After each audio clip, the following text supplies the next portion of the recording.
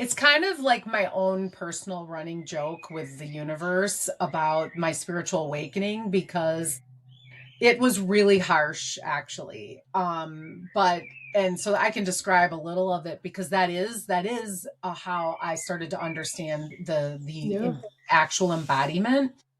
But because I was so much in my head, and that is one of the biggest things that I need to overcome is being Mm. so attached and up into this thinking mind and a quick thinking mind that I have. So it's even harder sometimes because it moves fast. And so the spiritual awakening, well, it pretty much like brought me down to my knees. So I had this explosion of burning in my chest, like fire.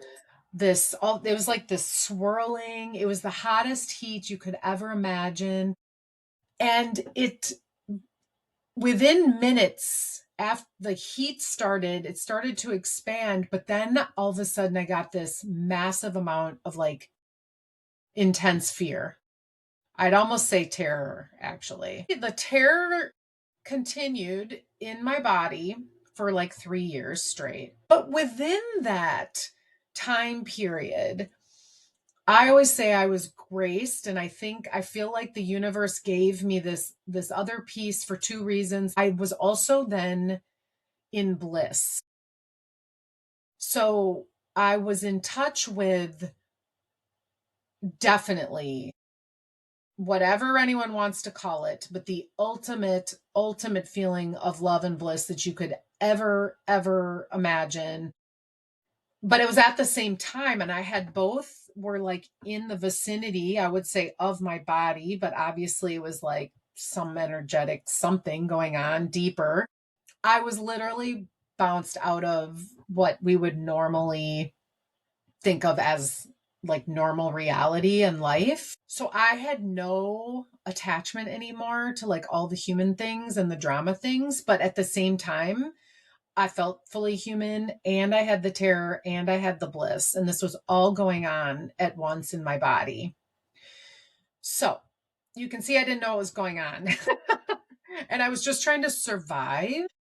And then after years of really just white knuckling it and trying to live my life like a normal person, like with all the things that were going on, and I was pushing it away because it was very, well, the bliss I wasn't pushing away, don't get me wrong. But the terror part I was like pushing away because it was so horrible and it wasn't going away.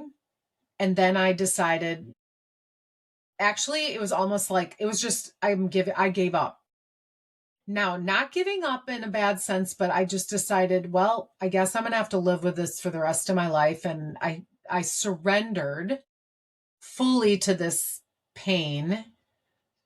And in that moment of full surrender, I felt a lessening of this intensity. And that was a light bulb moment for me where I went, oh, so am I supposed to be allowing this to be here? Like I didn't understand that before. But when I did that, that was really the beginning of the journey of understanding that about embodiment and how to the felt sense piece. That was a felt sense relief with the surrender piece. And then that started my journey of, I could only do it a little bit at a time because it was just too intense, but I started to expand my capacity to hold all of these things that were very painful, but I was able to hold them and I was able to live. And I just kept increasing my capacity of allowing. So like this felt sense kept expanding. And then I started to recognize that what I was doing was I was embodying my experiences.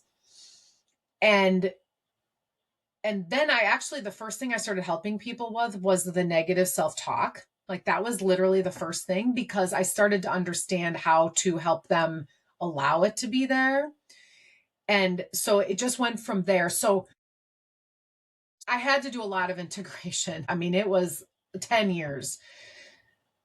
But what that did was it very much like concreted my understanding of what embodiment actually is, how to do it, how to move from all of this stuff into your body, and then what that does for you